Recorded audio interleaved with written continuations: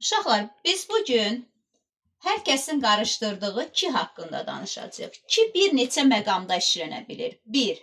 Bağlayıcı. Bağlayıcı. 2. Ədat. 3. Leksik şəkilçi. İlk öncə onu qeyd edim ki, uşaqlar, bağlayıcı kimi işlənən zaman iki müxtəlif xəbər işlənməlidir cümlədə. Və iki müxtəlif xəbər işlənən cümlədə birinci xəbərdən sonra gəlib, özündən sonra vergül işarəsi qoyulacaqsa, həmin cümlədəki ki bağlayıcıdır. Niyə müxtəlif deyirəm? Bunu ədata gələndə qeyd edəcəm. Məsələn, deyirəm ki, bizim borcumuzdur ki, yaxşı oxuyaq. Yaxşı oxuyaq. Bu cümlədə baxın, oxuyaq bir xəbərimiz, borcumuzdur ikinci xəbərimiz. Bu ismi xəbərdir, bu da feili xəbər. Fərq eləmir, ismi, feili.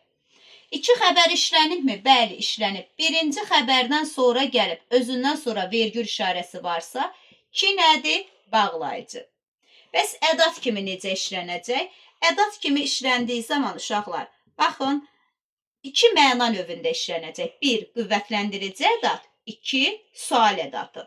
Əgər sözdən sonra gəlirsə, qüvvətləndirici ədatdır. Sən ki bunu bilirdin.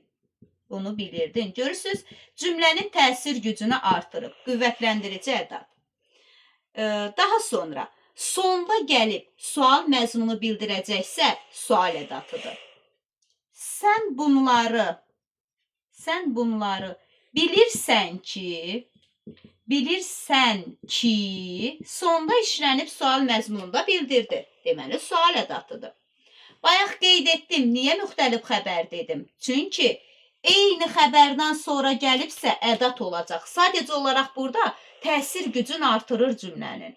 Oxumur ki, oxumur. Yazmır ki, yazmır. Getmir ki, getmir.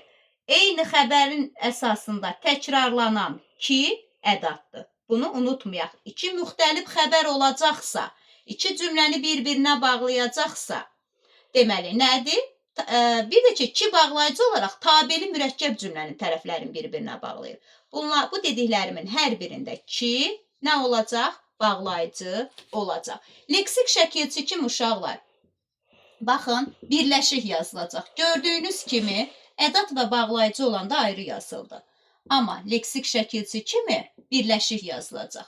Baxın, dünənki hadisə, hansı hadisə? Dünənki hadisə. Burada da olacaq nə?